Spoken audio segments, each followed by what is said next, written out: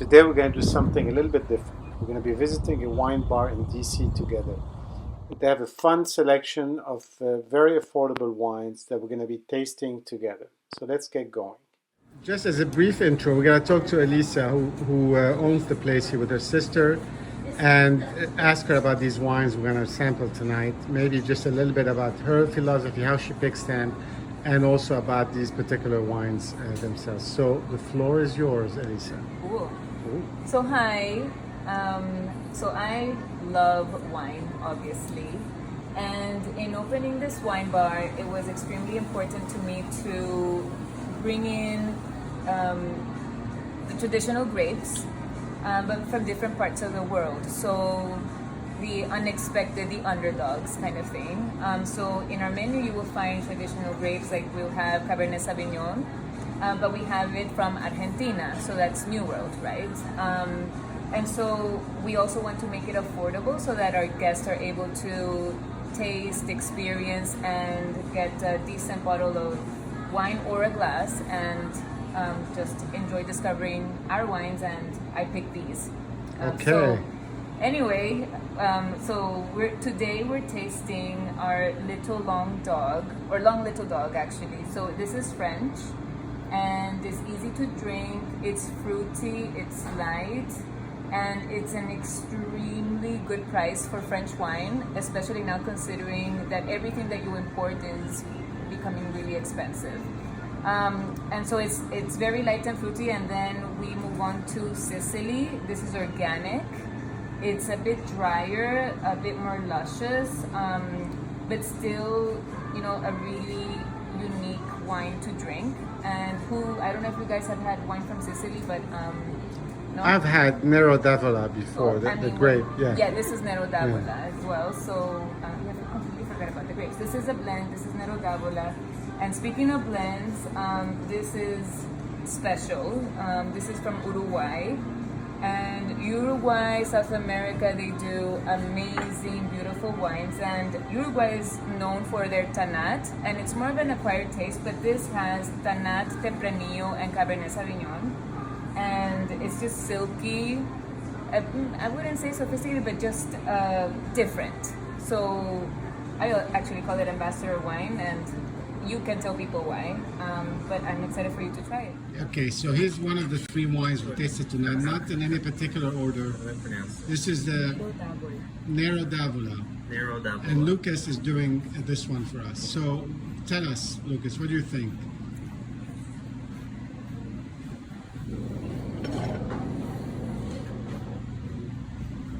I smell strawberries. Strawberries. Plum. A bad nose today, there's allergies everywhere.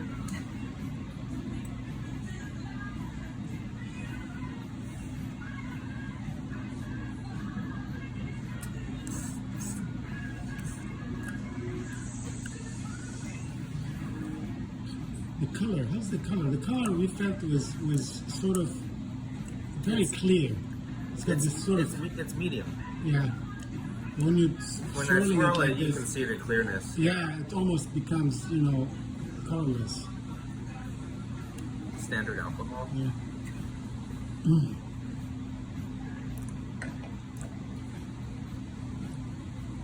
Initially pepper. Yeah, I felt that too.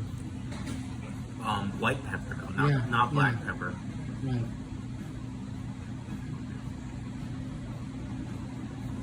I also smell a little bit of the tiniest bit of cigar box inside of this. Interesting. This is all a lot for this simple bottle. Very berry, very medium.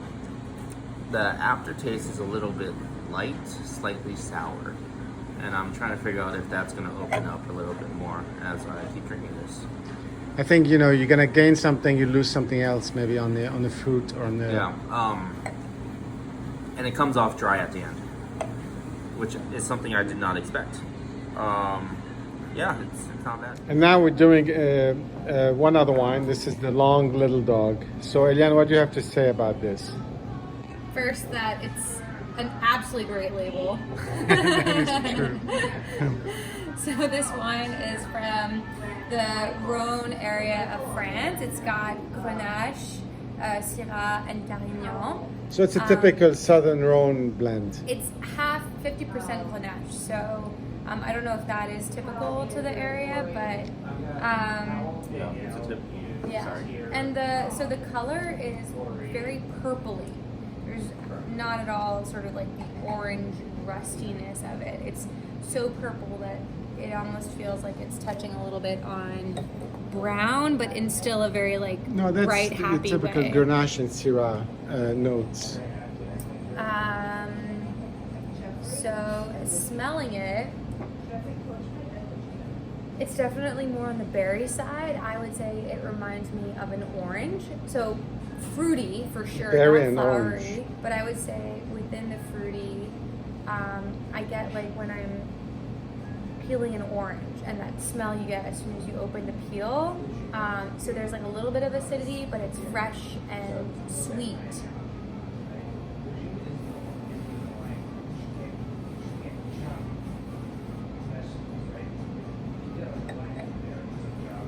And I feel like the sweetness carries through to the taste.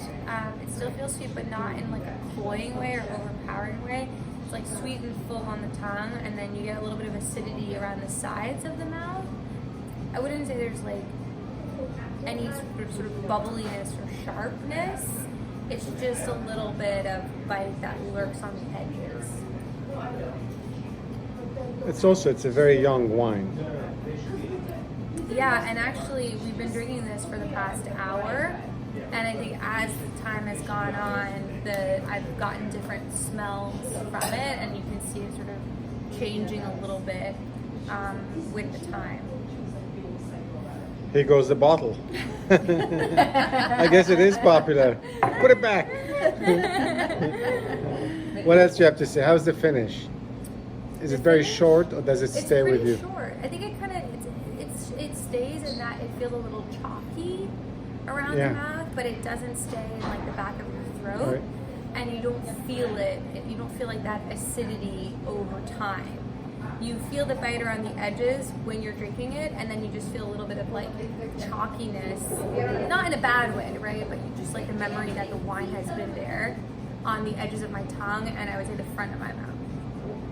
Lisa's gonna give us a little bit of a rundown on the Uruguayan wine, which is a mix of Tannat, Cabernet Sauvignon, and Tempranillo, which is a very interesting mix. Yes. So when you first swirl it, the bouquet for me is just exquisite. You know, I feel like it's like a symphony of.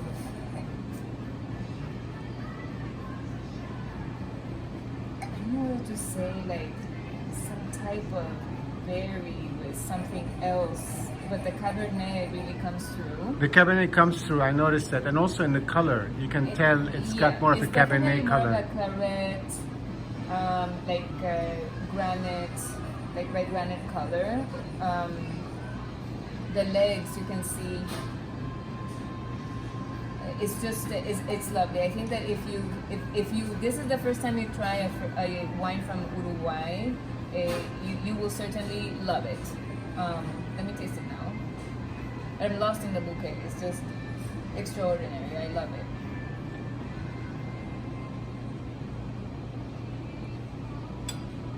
It's a very silky finish and viscosity in my mouth.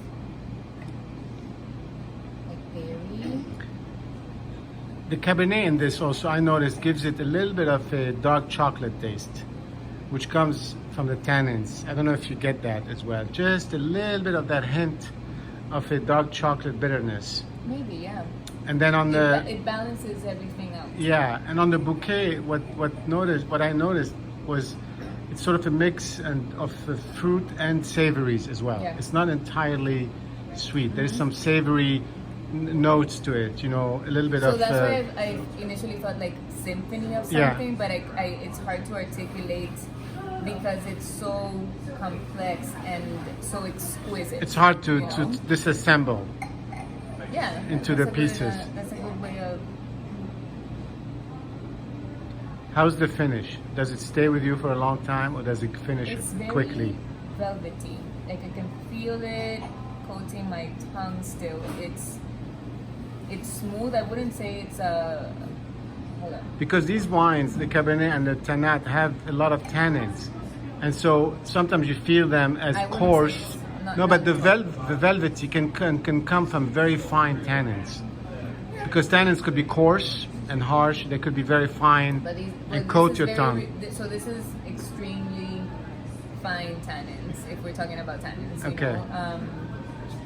I do know that this is a micro lot, and it's a German gentleman that is doing this in Uruguay, and it's only for export. And I mean, it's so exquisite. Like he doesn't even want to sell it in Uruguay. Which, So it's a small production. yeah, micro lot, small production, and even locals, you know, I think that they get a little bit annoyed that they can't get it there, like having the best of the country for themselves. But you know, it's fun for me. And you said you to call be it, able to share that, you know. and you call it the ambassador because you had, was it the ambassador who said he couldn't Yeah, have it in because his there own was this country, very so he had to good-looking come man here. that apparently went to Georgetown Law.